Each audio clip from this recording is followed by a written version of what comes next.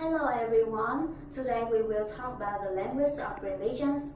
First of all, I will give you some definition of religions. The first one, according to Wikipedia, religions is a cultural system of designated behavior and practice, morals, worldviews, texts, sanctified place, precise ethics, or organizations that relate humanity to supernatural, transcendental, or spiritual element. The second one, according to ATCME, religions is the set of belief, feeling, dogmas, and practice that define the relations between human being and sacred or divinity. A given religion is defined by specific elements of community of believers. Dogmas, sacred book, rites, worship, sacrament, morals, prescription, interest, or organization. From that view, we can define religions as a cultural system which is the set of belief, feelings, dogmas, and practice that define the relation between human being and sacred or divinity. Part 2. The nature of religious language. The language of religion is important in any culture.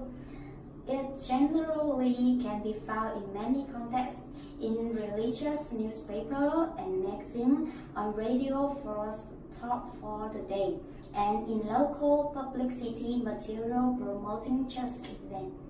Religious language has both written and spoken form. 3. The function of religious language. The sacred texts of different religions have always been a means of unfolding spiritual belief. Each type of religious language has slightly different function, but basically, the variety as a whole is to persuade people to believe and to act in certain moral way. Religious texts like Bible always have an expressive function, since they are partly concerned with the expressions of feelings, both in public and private contexts. The function of religious language is develop a more moral and spiritual outlook. Religious language prescribe a specific attitude to life. Or feature of religious language.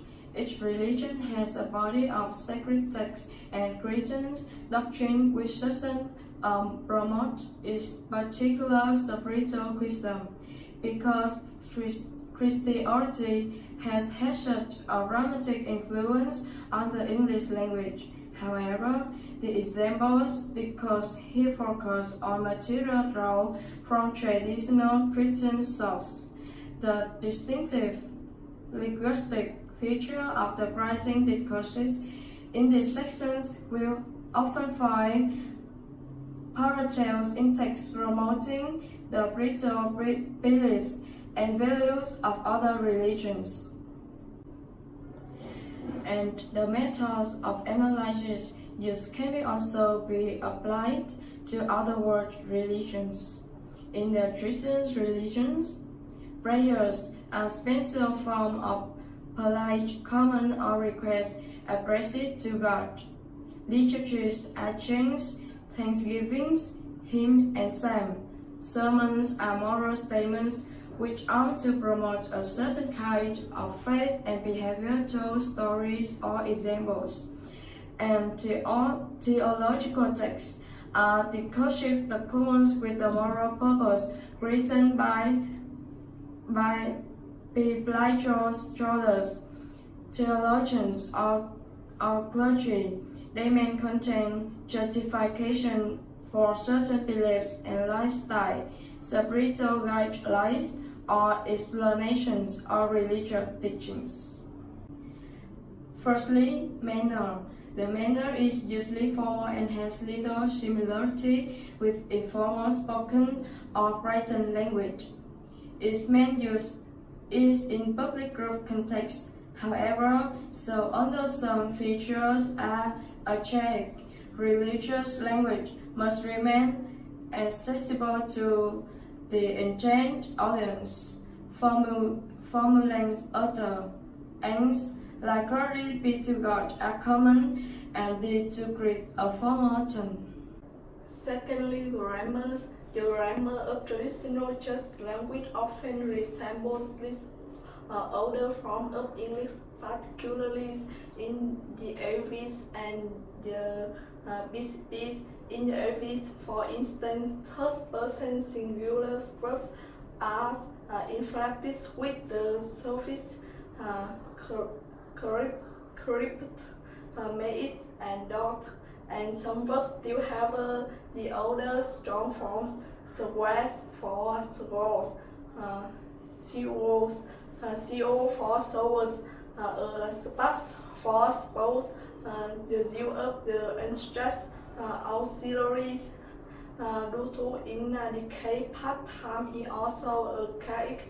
This is the present tense is often used in the BCPs, while the simple past is more common in the Aries. The mood is rarely interrogatives, but frequently declaratives. Modal verbs are also common, implying contrast in speaking activities. In traditional versions, pronouns are distinctive because their archaic forms "these" and "these" are widely used. In many early versions, they have been revised and replaced with the contemporary form of direct address use. Sentences in the Aries are often basically simple, but because the accumulate a string of coordinates, finite and non-finite clauses. Such use of coordinators in these initial position is common in the outright version of the Bibles, and it is not unusual to see a version of the subjects and verbs. Sometimes the subject can be separated from the verb by a sequence of subordinate clauses. By contrast, in the litanies, which are chanted by the congregations after the price sentence may be very short. Prayers to have a distinct sentence structure. They begin with faculties. They contain an imperative verb which is followed by an object and its dependent clause. They conclude with the formulae amends. Improprieties of this slang and complexities are rarely found in other varieties of English. Third is style. Sentence organization is also used to draw attention to key elements. All the techniques have to make the language of the church persuasive, emotive, but the phonological patterning important.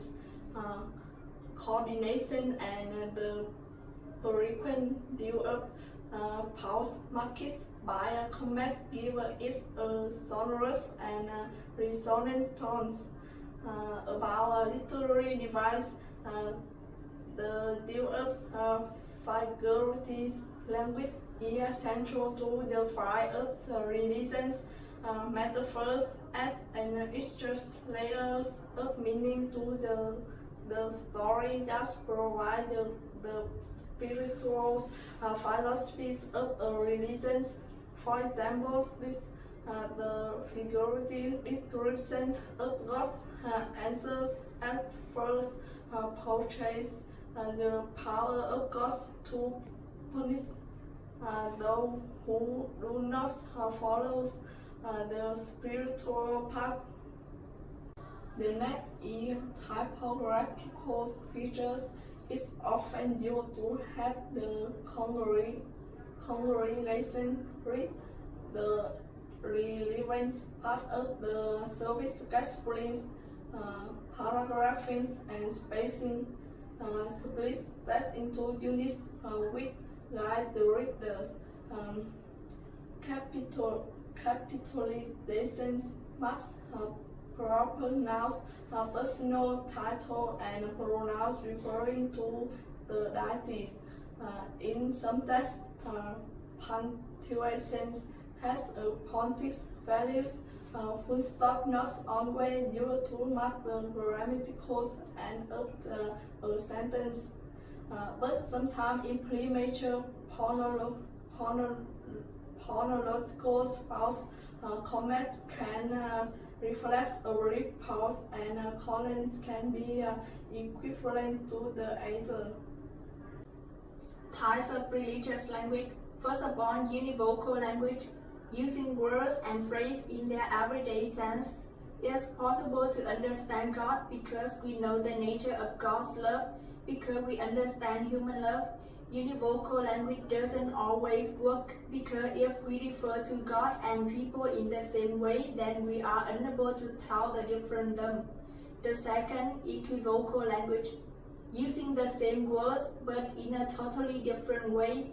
The nature of God is so different from the nature of humanity that when we refer to God as being loving, we are using the word in a different way. God's love is not of the nature as human love. Using equivocal language simply highlights how God's qualities and similarity yet distinct from human ones. Third, analogical language. Using human words such as love and applying them in a similar but not identical way to God. God's love is similar to human love but superior. Analogy allows people to speak meaningfully about God by using human terms to describe in a relative way the qualities of God. Aquinas called this the gradation to be found in things. On the love in humanity comes first from God, and therefore God and humanity are analogically related. On the possible qualities of humanity belong to God in a greater way. For example, two types of analogy. First of all, analogy of proportionality. On good qualities belong identifying to God in proportion to humans. The second, analogy of attribution. God is the cause of all good things in human, and therefore God's attributes are at the higher level than our own. Human love is a plain reflection of God's love. Fourth, symbolic language. A symbol is something that identifies the thing that it is referring to and participate in the meanings of that concept. Symbol can be words, pictures, object, and action. In most religious traditions, symbols are very important. The cross in Christianity identifies the religion and participate in the Christian concept of the death and the resurrection of Jesus. Symbols go beyond factual information and should not be interpreted literally. The most common type of symbolic language are myths and metaphors. 5. Symbolism and myths. Symbols important in RL because they are very subtle modes of communication which go beyond mere facts. They are non-cognitive and go beyond normal understanding. Paul Tillich said they are very positive ways of expressing the nature of God in a way that people can easily understand. The more common kinds of symbolic language found in religion are in the form of myth. Myth is a story that uses symbols to express the truth when it is not known for certain what actually happened. For example, first of all, the virgin birth. Not necessarily literally true, but a symbolic story that reflects the purity of Christ's birth and origin. Second, Jonah and the whale, story that symbolize Jonah's feelings of being trapped and forgotten by God. Third, Noah's Ark, a myth highlighting the sinful nature of humanity and the love of God. Fourth, Nativity story, probably a myth depicting the birth of Jesus at a significant religious event. Fifth, story of Job, symbolic story of how a man retained his faith in God despite great hardship.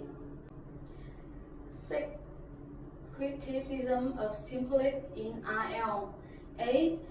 Difficult to know exactly what the symbol means, as so the original meaning may be lost. B. Symbolic objects may become the focus of worship. C. Symbol and myth become outdated. Rudolf Pullman argues, in order to find out the truth of God, RL should demythologize. All the myth contained in the scripture should be removed. The real truth of scripture would then be revealed. This would help the faith of religious believers. Now I will talk about the lessons in religious language. In English, formal language is also used in religious language. This formality extends to other forms of discourse such as talking or writing to people in authority and lecturings or writing paper or book. The lessons is spread specific with noun like disciple, parable, verb like pray, forgiver. In the narrative of the authorized versions, the vocabulary tend to use a keyword to historical lineage established belief throughout the course of time and to ensure consistency and continuity. Some words no longer have a contemporary equivalent. Others have been replaced with modern synonyms, and many words are linked to a specific person, place, or actions and event because its traditional nature. There are many formal phrases and idioms. Example: in the beginning, let there be light. The language is often formulated with opening line will be existed and closing line are meant to mark the beginnings and end of a prayer. Antithesis is common. Heaven and hell, sin and forgiveness. Nominal group in religious language tend to quite long. Nouns have at least one modifier and both modifications, and noun phrase in air positions are common. In prayer, both modifications is usually in the form of a relative clause flowing over vocatives or a personal pronoun. In the subject side, it can be just the form of prepositions, phrase, or non-finite clause. The names of the God has its importance in many religions. Example: Allah Almighty. The theological term which represent God in Christian religions from a clear focus point, helping to make religious language distinctive from other variety. Pronoun modifications, phrase or clause often take a human concept like being a father or king and use this as an analogy for God. A link between the known human world and unknown theological world is also created through modifier that define, deny, attribute. Adjusted like Almighty denote God's omnipotence, or merciful emphasis. The God's power is not tyrannical. Half of the determiner user are possessive because of the abstract spiritual nature of religions. Many of Many of the nouns are non-count, having comprehensions and observations and so on.